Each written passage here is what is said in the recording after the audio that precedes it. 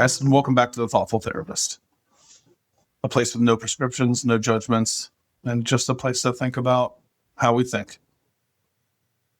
Today, we're getting started with episode 10, which is called Boredom Isn't What It Used to Be. Let's take this one thought at a time. I was thinking about this the other day. I don't know if we really get bored anymore. And I don't mean like having nothing to do. I mean like feeling like there's just nothing to do. Like nothing is pulling at you. You're not needed for anything. There's just moments that have nothing to fill them. It's just you. And I don't know about you, but I remember being bored as a kid. Like actually bored. Like sitting in a car staring out the window for what felt like forever on car trips. Being in a waiting room with nothing to do and even watching TV. Like when commercials came on, that was just kind of part of it. You didn't have to fill that time with anything. You just kind of sat and watched the commercial. You just sat there and it was okay. And it's funny, I actually caught myself the other day getting pretty frustrated at a commercial. And I had this weird idea of wait a minute, hold on. I used to kind of like this part. Not even because commercials are good, but because they gave me a break. I could get up and go to the bathroom, grab something to eat, and hopefully rush back before the TV show started again. There was almost like a rhythm to it, like a natural pause. And that rhythm feels kind of gone. And I don't think we noticed when it happened. It's not like boredom just disappeared one day. We didn't vote on it or decide on it. Just all of those little gaps with nothing to do are just filled over time. Now, if I'm in line somewhere, I'm on my phone. If I'm waiting for someone or something, I'm on my phone. If I have 10 seconds, I'll fill it without even thinking about it. It's automatic. And all the gaps are gone. And I've caught myself in doing it in moments where, if I'm being honest, I really didn't need anything. I just didn't want nothing to do. I didn't want that space. And that's kind of weird. Because it used to take time to be bored. It'd be like, oh, I haven't done anything for an hour. Now it's seconds. You could be watching something, and if it doesn't hit right away, we're out. Next video, next clip, next thing. And we can do that forever today. There's no cost to leaving or to switching or to, moving on to the next thing. And I think that might be one of the biggest shifts. There's no real friction anymore. It used to take effort to change what you were doing. Now it takes effort to stay. I know, it's weird. What a weird change. And this is kind of hard to explain, but time feels kind of different because of it. I'll sit there and scroll for 20 minutes and it feels like nothing happened. No time had passed. But also I'd been doing something the whole time. I don't know, it's really weird. That's not restful or memorable. It doesn't drag on and on and on. They're just kind of, I don't know. It's like the activity just resets over and over and over and over again. And this happens even more for me at night. I'll pick up a movie to watch. Sometimes even a brand new one I've been wanting to see. And I swear I started with the best intentions. But 20 minutes later, I'm on my phone. And then another 20. And then suddenly the movie's over. The credits are rolling. And it's past midnight. And it's, I don't know, it just feels like a time vacuum. The night has disappeared. And I look up and think, where did the last 3 hours go? I've started calling it my scroll hole. I'm sure you've noticed it too. And I wonder if part of why time feels like it's moving faster as we get older isn't just age. It's that fewer moments actually land or matter. Because if nothing sticks, then nothing really counts. There's no stake. There's a really funny joke from a comedian I love named Billy Gardell. How when you ask a child what they did that weekend, they'll say something like, oh, I did nothing. It was so boring. And then you could ask the parent of that child the same thing, and they would smile and they'd say, "This weekend I did I did nothing." And they're smiling when they say it. And it's the same sentence, but it means something really different. One is trying to escape boredom, and the other one is trying to find it. And that shift is interesting to me because at some point, doing nothing stopped being something we avoid and became something we didn't know how to access anymore. And I think the other piece of this is we don't really sit with questions anymore. Like if I wonder something, really, I can just like look it up immediately. And again, that's not like a bad thing. It's actually kind of incredible.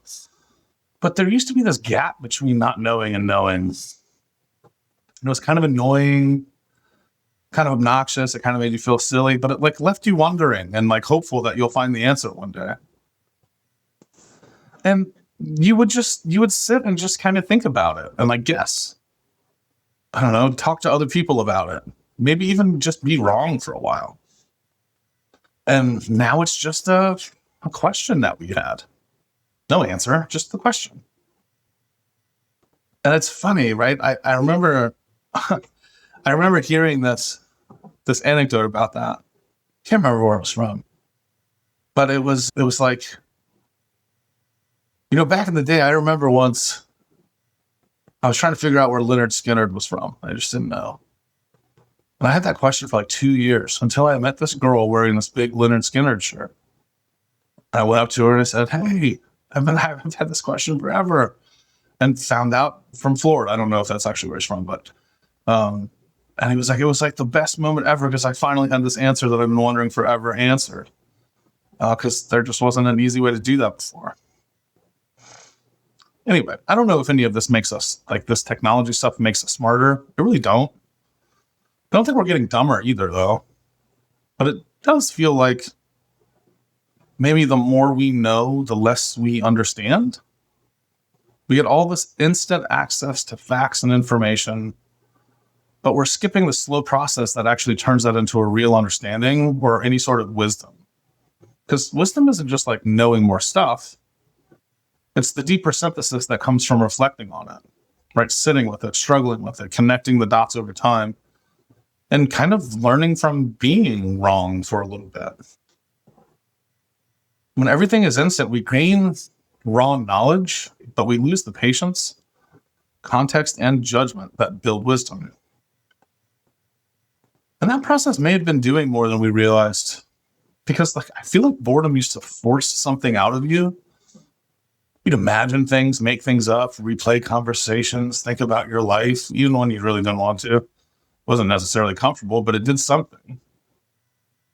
I remember being a kid, laying on the carpet in my room on a rainy Saturday, staring at the ceiling for what felt like hours. And then suddenly I'd be building entire worlds in my head. Spaceships, secret forts, adventures that went on forever. Or sitting outside by the creek behind my grandparents' house, just watching the water move, and my mind would drift so far I'd lose track of time. Those were the places that used to induce thinking. Quiet car rides, waiting rooms, like I said, porches, creek banks, beach, even just a long shower. And now we don't really have to do that. We can just avoid it immediately. So that got me wondering, what's actually happening in the brain when we remove all of that empty space and time? And interestingly, neuroscience has something to say about that idea. I came across some interesting research on what's actually happening in the brain during those quiet moments.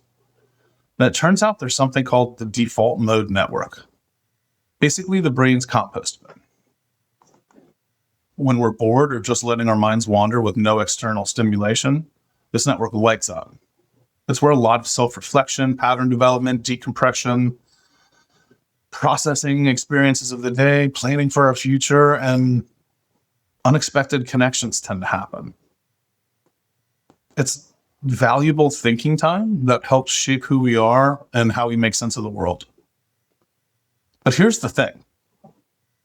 Constant stimulation from our phones and screens keeps that network suppressed. Every little gap we fill means we're encroaching on that decompression and internal processing time.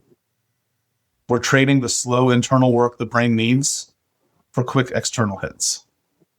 And over time, that might shrink the space where we kind of form our own identities, where we develop patterns, and where we really start to understand the world that we live in. Maybe that's the piece that I've been missing. Because attention doesn't just determine what we experience, attention determines what becomes meaningful to us. I mean, think about it. The things that matter most in our lives aren't usually the things we've just glanced at. They're things that we sit with. A marriage becomes meaningful because of 1,000 hours of attention. Friendship becomes meaningful because of years of conversation, shared experiences, and showing up for each other. And a skill becomes meaningful because of the time spent practicing. Even just our understanding of ourselves comes from spending time paying attention to our own thoughts, fears, hopes, and mistakes. Attention is what transforms something from an object in our environment into something that matters to us. And maybe that's why the modern world feels so strange sometimes. We have more things competing for our attention than ever before, but less time spent attending to any of them. Skim, scroll, move on, consume. And we consume more than any generation before us by far. And then I think that we just spend less time with all of that. And if meaning is built through sustained attention, then what happens when our attention becomes fragmented? Maybe that's why boredom used to matter. Not because boredom itself was valuable, but because it created that time for you to pay attention, to land on one specific thing, and to sit with it long enough for something meaningful to grow out of it. An idea, a relationship, a dream, a memory, a person. Because I don't think that stuff just gets meaning in an instant. I think it's kind of like a slow development most of the time.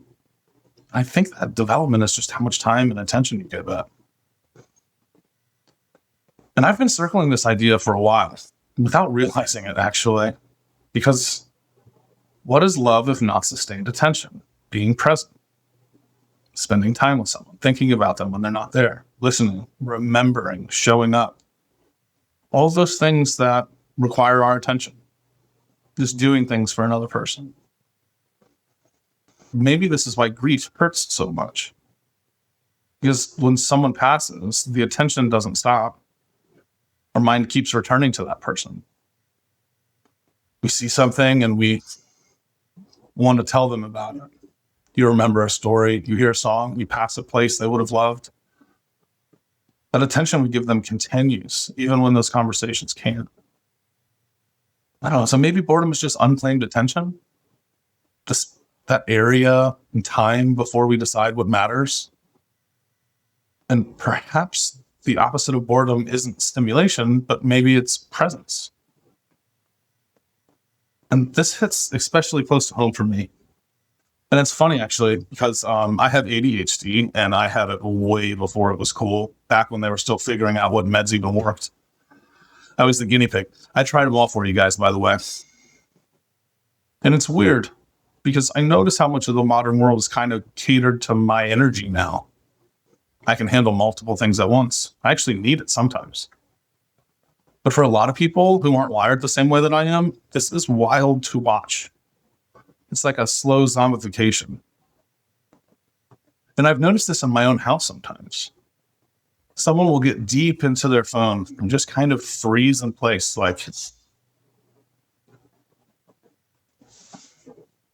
can't speak, can't do anything else.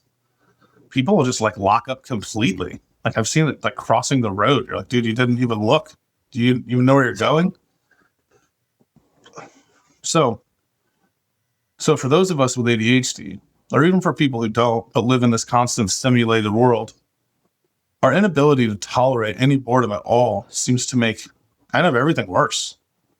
The reliance on screens and tech keeps our brains in this high dopamine loop. So when we finally do have a quiet moment, it almost feels unbearable sometimes. I've seen some research that suggests heavy screen use can actually worsen ADHD symptoms for many people. And it can actually develop ADHD symptoms in people that don't have ADHD, which is really interesting. It creates more restlessness, more distraction, less ability to focus when it really matters. And maybe most importantly, it seems to make a lot of us just less happy because we're trading the slow, deep satisfaction that used to come from letting our minds relax for this endless, shallow buzz that never quite fills us up. I don't have all the answers here, but I do feel it in my own life. And I think there's also something bigger happening here. There's kind of a whole system built around this. Everything is competing for your attention. Shorter videos, faster hooks, quicker payoffs. Because if something doesn't grab you right away, you're gone. And this is something I've noticed doing Instagram reels. Like, if I don't say something clever and fun in the first 2 seconds, it's over. Which is hard. And when everything is built like that, I think we just start to change with it. We get used to moving on. We get used to not staying, even when something might have been worth staying for. And I don't think that this is just about entertainment. I think it starts to bleed into other parts of our life. The way that we speak to each other, our relationships, work, basically anything that really takes any time. Anything that doesn't immediately feel good. I've caught myself doing it with people I love the most. I'll be sitting with one of my kids or my wife or even the whole family, and I'll just feel my hand drifting towards my phone in my pocket. Even when everything's good. And it'll be for something silly, right? Like, oh, I wonder what time it is. Like, no, you don't. It doesn't matter. Oh, look for these little excuses. Like, oh, wow, what an interesting question. Let me pull up my little friend here and I'll get to the bottom of that question. We'll figure that out. And then I end up doing like 3 other things really quickly, hoping that no one else notices. I hate that I do that. But the habit is strong. Have you found yourself doing the same thing with the people who matter most to you? And I'm not saying that's happening all the time, but I do think it's something to notice because it's subtle. I don't know if you really feel it happening. You just slowly become someone who moves on quicker. And maybe that's fine. Or maybe there's a cost to it. Because a lot of the things we actually care about don't really happen very quickly. They don't happen in 10 seconds. They happen slowly.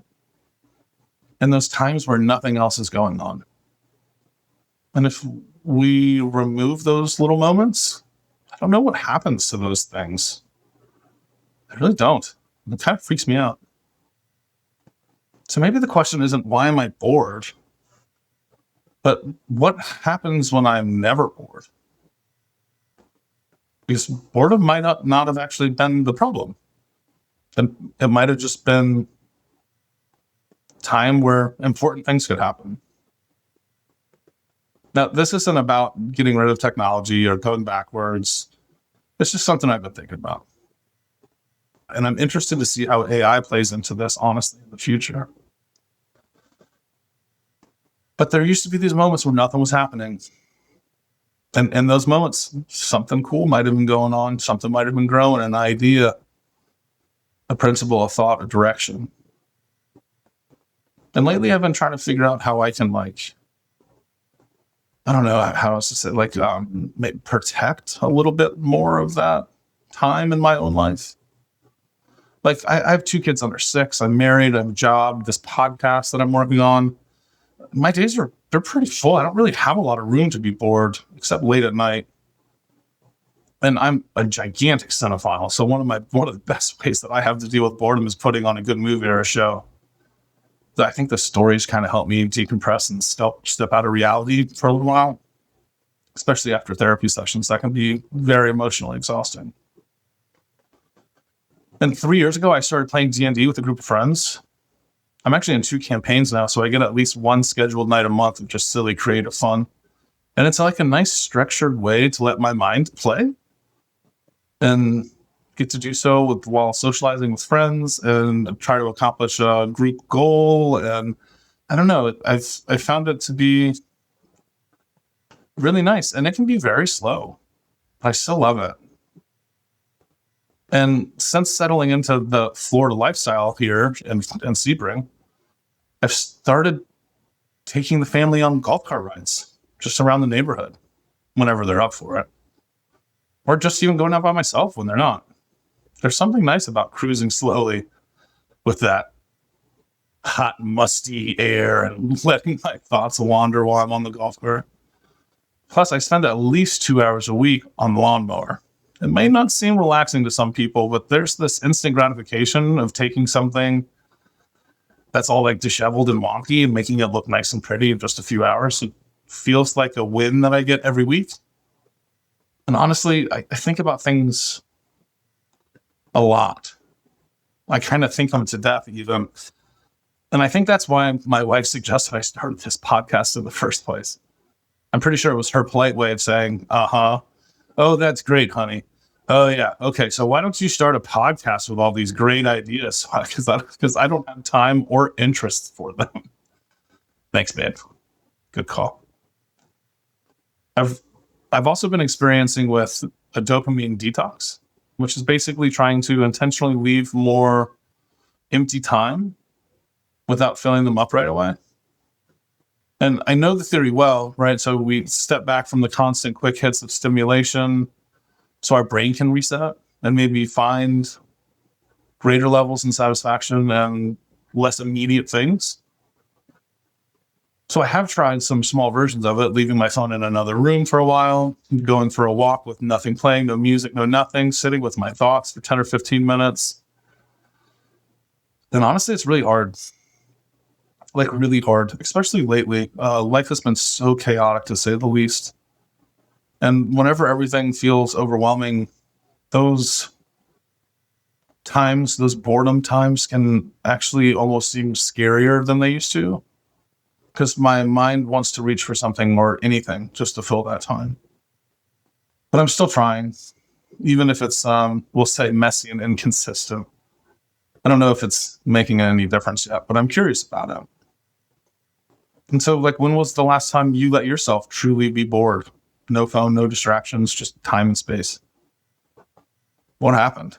Did you have a cool thought? Or does the idea of that even just make you a little bit uncomfortable? I don't know, maybe you just found something to put more attention into. Let me know in the comments. I really want to hear your stories, especially if you have ADHD like me, or if you've noticed that zombification in your own house. Maybe we can start taking like freeze frames of our partners just frozen in place. But I hope that you can find your own little ways to protect some of that empty space. And I'd love to hear how you do that. Now, I'm not suggesting any of this is some big fix for anyone else. It's just what I'm experimenting with right now, trying to notice those gaps. And sometimes, I don't know, maybe just letting them stay gaps on purpose, at least for a little bit longer. That's where I stand with it for today. Thanks for thinking it through with me, the thoughtful therapist. Quick shout out to Synergy Health Group. Thank you guys so much for all that you do. And as a quick reminder to anyone listening, if you need help in Florida, Synergy Health Group is the place to go. They're great.